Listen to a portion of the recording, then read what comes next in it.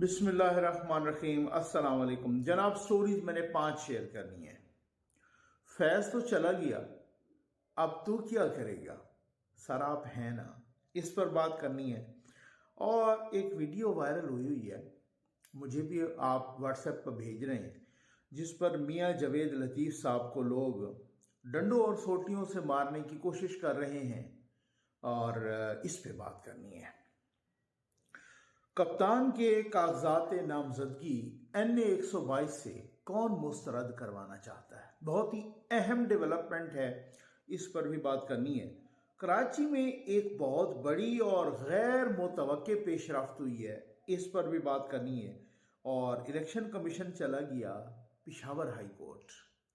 पहले तो गए थे खान साहब, अब चला गया इलेक्शन कमीशन और फैज़ हमीद साहब को फिर से तलब कर लिया गया है, इस पर भी बात करनी है। जल्दी से आप चैनल सब्सक्राइब कीजिए, जहां घंटी का निशान बना हुआ उसे ज़रूर प्रेस कीजिए ताकि हर नई आने वाली वीडियो खुद ब खुद आप तक पहुंचती रहे। हमारे वाटर प्रोजेक्ट्स अल्हम्दुलिल्लाह अल्लाह के करम और आपके ताउन से कामयाब तरीन चल रहे हैं। प्यासी इंसानियत को पानी पिलाने के लिए, अपने बुजुर्गों, अपने वालदैन के लिए, इसाले सवाब के लिए, उनकी आकबत संवारने के लिए ज़रूर एक वाटर प्रोजेक्ट लगवाइए। लेकिन कंबलों की बहुत शदीद डिमांड है भाई।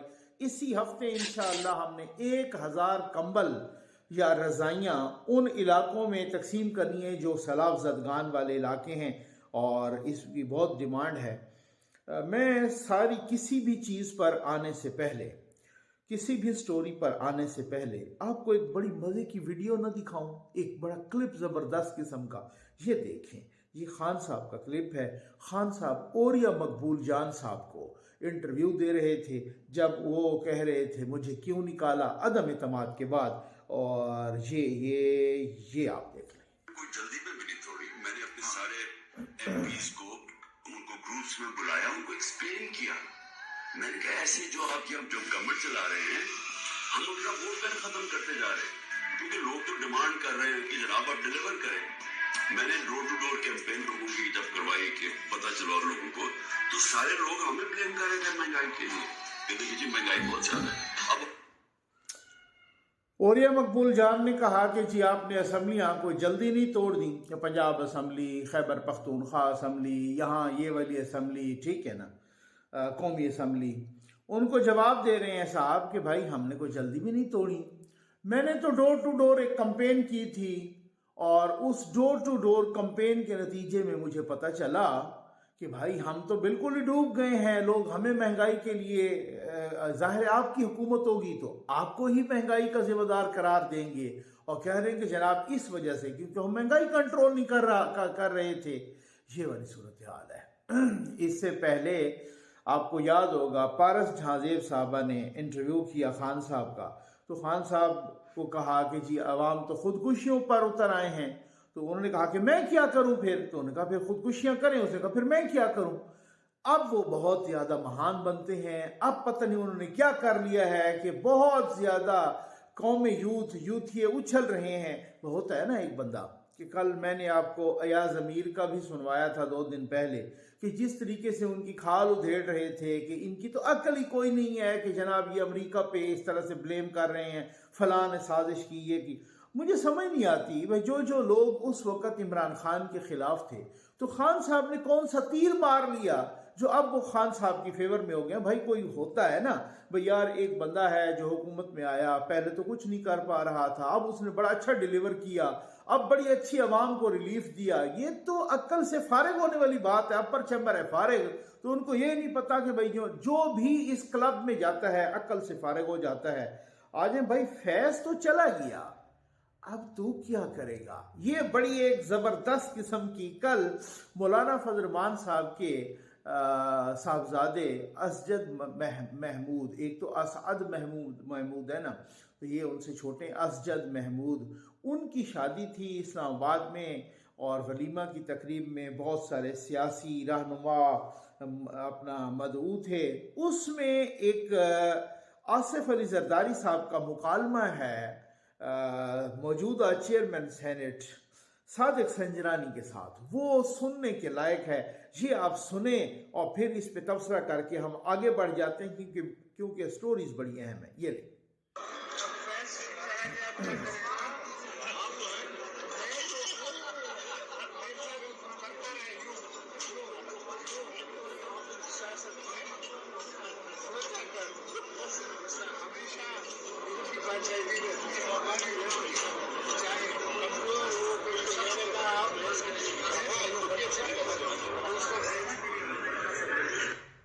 अब उसके बाद वो कहते हैं फैज़ तो चला गया, सादिक संजरानी के साथ उनका मुकालमा है वो बैठे हैं खाने की टेबल पर और फैज़ तो चला गया, अब तू क्या करेगा। तो आगे से उन्होंने कहा कि सर आप तो हैं ना, ठीक है ना। उन्होंने कहा मैं तो हूं, लेकिन आपने मेरे साथ क्या किया, यूं यूं यूं यूं, ठीक है ना। तो आपको मैं यही समझाता था कि सियासत में सोचा कर, सदा उनकी बादशाही नहीं रहती, हमेशा उनकी बादशाही नहीं रहती, हमारी बादशाही रहती है, ठीक है ना। खैर जरदारी साहब की उर्दू थोड़ी सी वीक है मेरा ख्याल है, और वो इस तरीके से सदा सर किसी की बादशाही भी नहीं रहती, सदा सिर्फ अल्लाह ताला की बादशाही रहती है और हम सारे फना होने वाले लोग हैं। तो इस वजह से ना उनकी बादशाही ना आपकी बादशाही, मेरे ख्याल है वो ये कहना चाहते थे कि वो चले जाते हैं और फिर हम तो रहते हैं सियासतदान मुख्तलिफ हवालों से, कभी इधर हो गया तो कभी उधर हो गया, तो वो फिर इंडिविजुअल्स की बात कर रहे थे। तो जब सियासी जमातों की, तो फैज़ तो चला गया, तो खैर वो चला गया और अब तू क्या करेगा। इसका मतलब अब पूरी दुनिया को पता चल गया कि सादिक संजरानी किसकी विसाखियों पर जिंदा थे सियासी तौर पर, और इसी वजह से सादिक संजरानी अब इलेक्शन भी लड़ रहे हैं। सरकार उनको पता है कि जी कोई भी जब आएगा तो उन्होंने चेयरमैन सेनेट अपना लाना है, और मेरी खैर नहीं है, इस वजह से मैं इलेक्शन ही लड़ लूँ और वो बलूचिस्तान से, या फिर मैं इलेक्शन लड़ के MNA का MPA का वहीं रहूँ या इधर आऊँ। तो वो उनको अभी से पता चल गया है, फैज़ तो चला गया, अब तू क्या करेगा। यही सवाल तो इमरान खान से होना चाहिए कि भाई फैज़ तो चला गया, अब तू क्या करेगा।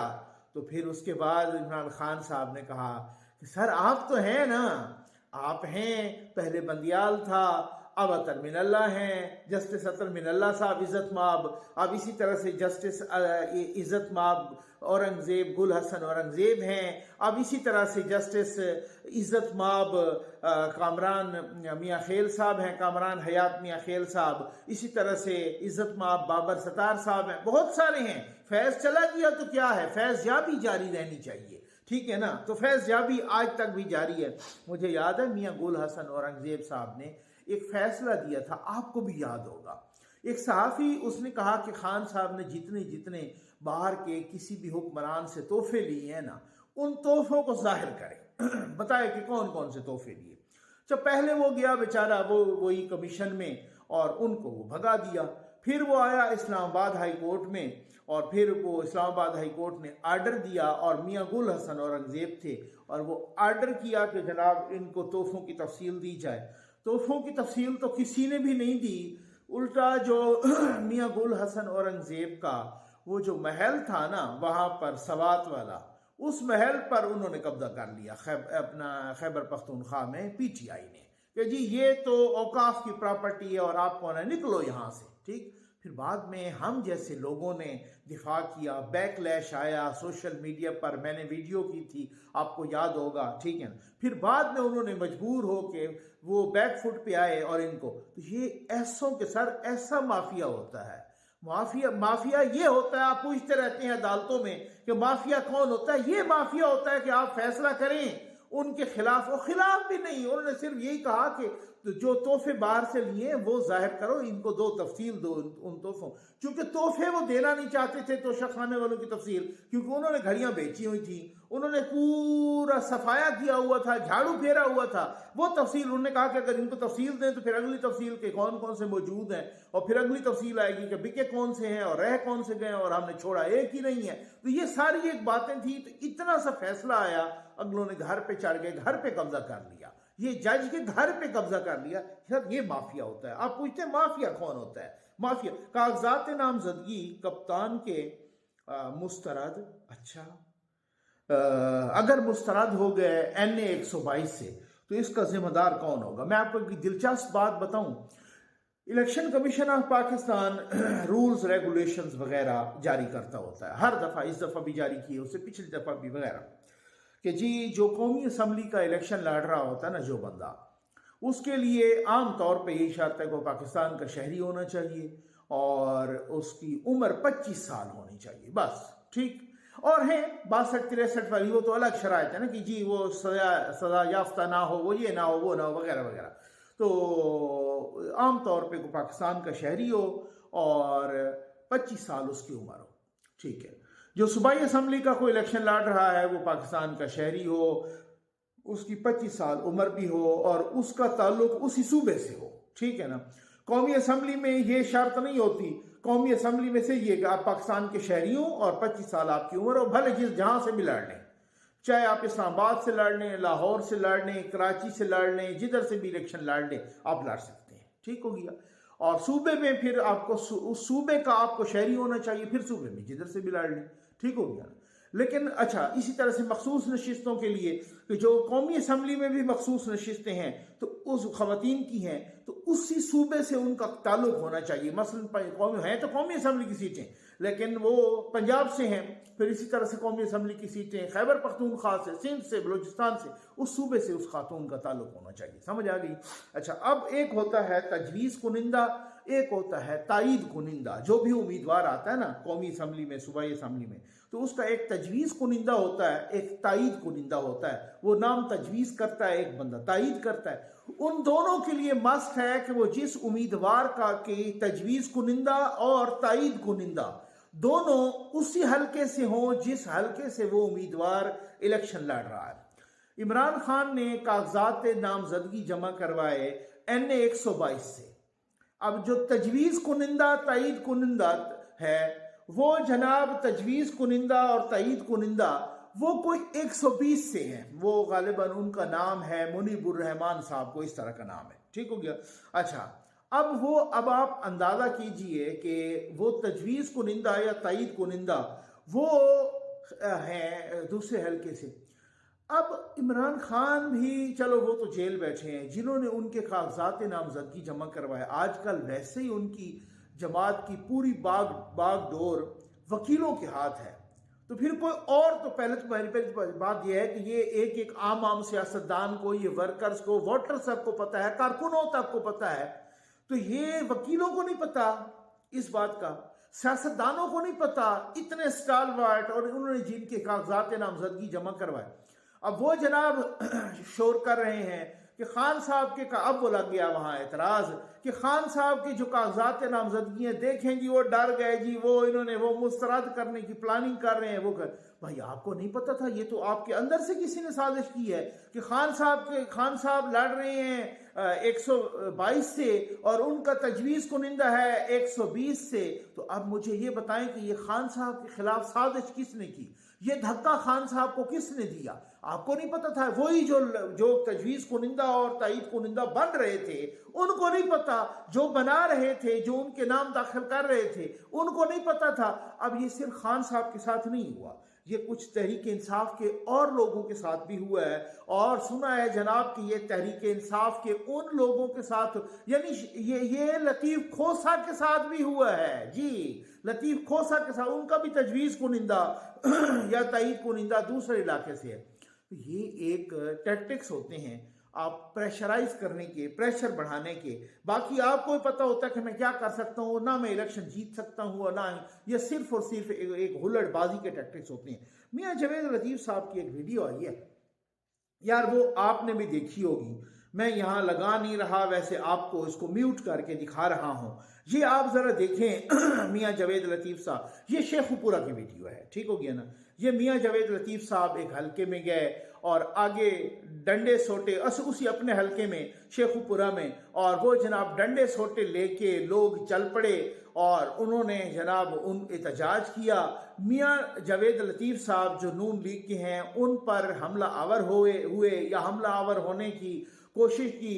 मियाँ जावेद लतीफ़ साहब को लोग ले गए और कुछ अब उनके अपने जो लोग थे वो दायरा बना के ले गए। आगे एक बाइक खड़ी थी मोटरसाइकिल, उनका बंदा, उस मोटरसाइकिल पर बैठकर मियाँ जावेद लतीफ़ साहब को जान बचाना पड़ी, ठीक है। ये देखें, ये मोटरसाइकिल पर बैठ रहे हैं और मोटरसाइकिल पे बैठ के उनको निकाला जा रहा है और वो निकल के जा रहे हैं और ये डंडे सोटे चल गए हैं वगैरह वगैरह। अब एक अकाउंट है जो कि साबिर शाकिर फैन अकाउंट है, ठीक हो गया ना, साबिर शाकिर फैन अकाउंट। अच्छा, ये भी एक और बदमाशी आप देखें, मैं आपको बताता हूं, पहले उस फैन अकाउंट का ये देखें, वो साबिर शाकिर एयरवाई फैंस, नून लीगी रहनुमा जावेद लतीफ की पिटाई।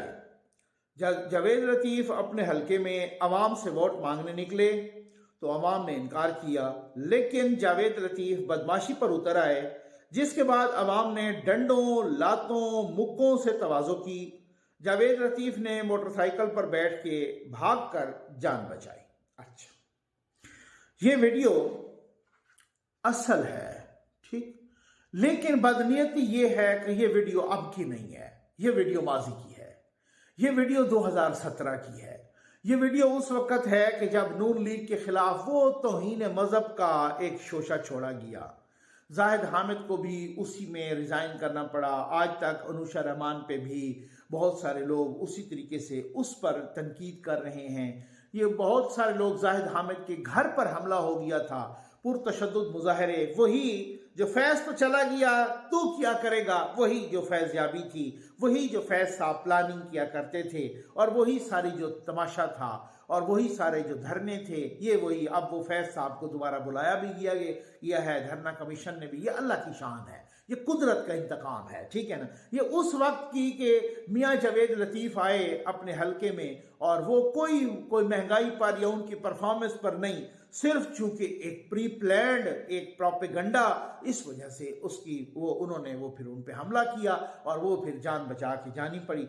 अब मसला ये है कि ये जनाब, और तो अब अपने अकाउंट से पिछले चंद दिनों में साबिर शाकिर और इमरान रियाज ने, इन्होंने एक आपको याद होगा फोटो शेयर की थी बिलाल विर्क साहब की, कि जी देखें वो कागजात नामजदगी जमा करवाने गए और पीटीआई की तरफ से, और उन पर हमला किया गया और वो जख्मी हो गए, उनकी आंख फोड़ दी, उनका यहाँ से खून आ रहा है, वहाँ से खून आ रहा है, वगैरह वगैरह, ठीक। बाद में बिलाल विर्क साहब की मिसेस को, उनकी शरीक हयात को, उनको उसकी वजाहत देना पड़ी कि कुछ शर्म करो, कुछ हया करो, ठीक। मेरे शौहर बिल्कुल ठीक ठाक हैं, कुछ चंद हफ्ते पहले उनका एक्सीडेंट हुआ था, फलां हॉस्पिटल से हमने ऑपरेशन करवाया, अब वो ठीक हैं, तो ये जितनी भी फोटोज हैं ये फेक हैं, इससे कोई ताल्लुक नहीं है। फिर बाद में मुख्तलिफ सहाफ़ियों ने साबिर शाकिर की भी छतरोल की, फिर सोशल मीडिया पर इमरान रियाज की भी, दोनों डिलीट कर गए अपने ट्वीट भी। लेकिन ये इतने बेशरम हैं, ये फिर करते क्या हैं, फिर जनाब वो अपने उस तरीके से तनकीद ज़्यादा होती है ना, नई नई तनकीद हुई यार, फिर से हम फेक शेयर कर दें, वो अपने फैंस अकाउंट बना लेते हैं, फिर जो झूठ बोलना हो ना वो उससे फिर बोल लेते हैं। तो ये तमाशा आप अंदाजा कीजिए। कराची में एक बड़ी और गैर मुतवक्के पेशरफ्त हुई। अच्छा यार, ये पेशरफ्त मैं नहीं एक्सपेक्ट कर रहा था वैसे, ठीक है ना। रजा हारून साहब, जिनका ताल्लुक एमकेएम और बाद में पाक सरजमीन पार्टी से था, अब तो वो सारे एक ही हैं, तो रजा हारून साहब और अनीस एडवोकेट साहब, ये पहले एमकेएम के थे, फिर बाद में 2016 में जो अल्ताफ हुसैन साहब वाला वो 22 अगस्त था ना 2016, उसका वो जो एपिसोड हुई जब उन्होंने पाकिस्तान के खिलाफ नारा लगाया, फिर उसके बाद पाक सरजमीन पार्टी से लोग एमकेएम से पाक सरजमीन पार्टी की तरफ आने लगे, वगैरह वगैरह, ठीक है ना। ये दो लोग भी पाक सरजमीन पार्टी में आए थे, और अब ये पीपल्स पार्टी में शामिल हो गए हैं। जरदारी साहब ने अपना मफलर पहनाया है जनाब, कल इन्होंने मीटिंग की, जरदारी साहब के साथ मुलाकात की और पीपल्स पार्टी में शमूलियत। अब ये पेश किसी भी जगह, अब मैं ये नहीं कहूँगा जनाब वो उन्होंने फलां बयान दिया था, ये लोटा है, वो लोटा है, जहाँ पर पूरे पाकिस्तान में सारी लोटा क्रेसी और लोटाइज्म ही चल रही हो, तो अब मैं उन दो विचारों के बारे में क्या कहूँ कि वे जो लोटे। लेकिन एमक्यूएम से इस तरीके से कोई बंदे और डाई हार्ट उनके वर्कर्स और वोटर्स रजा हारून साहब और अनीसा एडवोकेट साहब, ये आना इस तरफ, मतलब या तो एमकेएम में भी उनकी जगह कोई नहीं थी, साथ ही उनकी वहाँ भी जगह, पाक सरजमीन पार्टी तो ऑलरेडी, ये पाक सरजमीन पार्टी को भी छोड़ चुके थे, वो अब ऑलरेडी जम हो चुकी है एमकेएम में। तो अब उसके बाद जो है ना, मतलब अगर इनकी कोई कहीं जगह अपनी पार्टी में नहीं रही थी, तो दोबारा इन्होंने पीपल्स पार्टी को ज्वाइन किया। अब नहीं पता कि ये कराची से इलेक्शन लड़ेंगे या नहीं लड़ेंगे, पीपल्स पार्टी इनको टिकट्स देगी या नहीं देगी, और साथ ही इनकी क्या कमिटमेंट हुई हैं। लेकिन पीपल्स पार्टी, अच्छा मेरे लिए गैर मुतवक्के पेशरफ्त इस वजह से थी कि वहाँ MKM और पीपल्स पार्टी की बहुत जिद है, वहाँ नो डाउट उनका इत्तेहाद हुआ है आपको मालूम है 2008 से 2013 तक, लेकिन अब मसला ये है, उससे पहले भी गालिबन, लेकिन अब मसला ये है कि मुझे पता है, मैं खुद कराची में 5 साल रहा हूँ और उसके अलावा भी ऑब्जर्व करता रहता है साफ़ी। मकसद कहने का ये है कि ये तो बहुत ही एक दूसरे के साथ इनका बैर है, बैर, तो ये किस तरह से चले गए। खैर, उनको जो जहाँ पर हम बेस्ट ऑफ लक कहते हैं फॉर देयर फ्यूचर एंडेवर। तो इलेक्शन कमीशन भी पेशावर हाई कोर्ट में गया भाई, और पेशावर हाई कोर्ट की वो जो बल्ले का निशान ख़त्म किया था ना, और फिर उसके बाद पेशावर हाई कोर्ट ने बहाल किया, और इंट्रा पार्टी इलेक्शन भी। तो अब इलेक्शन कमीशन गया है पेशावर हाई कोर्ट के डिवीज़न बेंच में, एक जज ने फैसला दिया, कामरान हयात साहब ने, तो मियाँ खेल ने, तो अब वो डिवीज़न बेंच के लिए उन्होंने अप्लाई किया है कि जी डिवीज़न बेंच इस पर, यानी अपील की जाती है, इंट्रा कोर्ट अपील। लेकिन मैं हैरान हूँ कि जब एक पेशावर हाई कोर्ट ने कहा कि जी आप फलां गालिबन PK 91 था, उसके आप रिटर्निंग ऑफिसर को हटा दें, तो वो इलेक्शन कमीशन सुप्रीम कोर्ट आ गया डायरेक्ट उसके खिलाफ।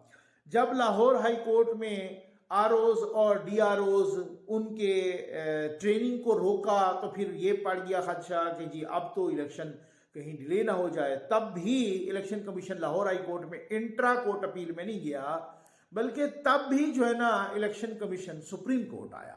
अब इलेक्शन कमीशन क्यों, तो अभी बल्ले का निशान तो लटक रहा है।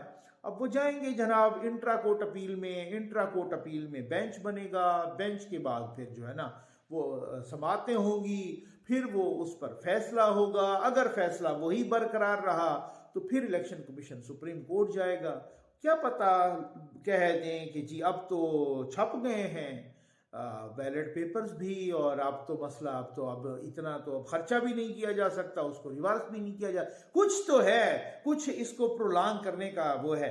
फैज हमीद साहब दोबारा तलब, किस में, इंक्वायरी कमीशन।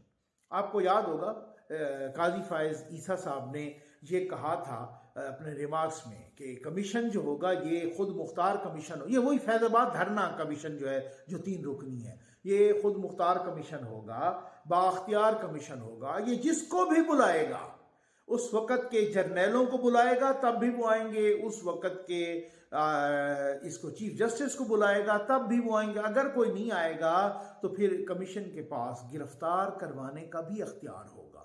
एक उन्होंने नोटिस पहले भेजा और उस पर वो नहीं आए क्योंकि उन्होंने कहा जी मुझे नोटिस सही तरह से मिला नहीं है, सर्व नहीं हुआ, इस वजह से मुझे जो है ना वो नोटिस, क्योंकि दिसंबर के पहले वीक में उनको, अब उन्होंने नोटिस जो है ना वजारत दिफा के जरिए भिजवाया है और अगले हफ्ते तलब किया है। तो यहाँ तलबी होगी, पूछा जाएगा किस तरीके से आप वो जनाब आपके दस्तखत थे, किस तरीके से दूसरे DG रेंजर साहब उनमें वो पैसे तकसीम कर रहे थे, किस तरीके से क्या क्या हो रहा था, ज़रा आके बताएं आप। और फैज़ हमीद साहब को एक और केस में जो अभी छुट्टियों के बाद लगने वाला है दोबारा, वो जस्टिस सिद्दीकी साहब का केस है, और जस्टिस सिद्दीकी साहब ने भी फैज़ हमीद साहब को सुप्रीम कोर्ट में बुलाया हुआ है। उम्मीद है आपको वीडियो पसंद आई होगी। आपका बहुत बहुत शुक्रिया।